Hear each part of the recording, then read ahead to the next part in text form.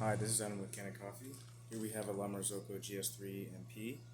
It had some various issues with leaking and plumbing issues, so we replaced four valves. We replaced the vacuum release valve for the steam boiler. We replaced the boiler safety valve. We replaced the check valve that was causing the boilers to overfill. And we replaced the expansion valve in the group head boiler. So here are those four old valves. This vacuum release valve was upgraded to a newer version.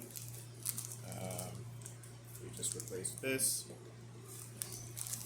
And here's the old expansion valve and the check valve.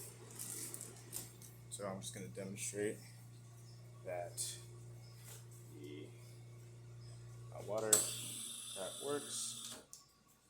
We have steam. It's not at steam pressures. It takes a while to heat up, but I mean there was no issues with that to begin with. And we have a working group head. Can't test the shop because the customer didn't provide a portafilter, but this is just to show that it's all functional. Thank you for watching.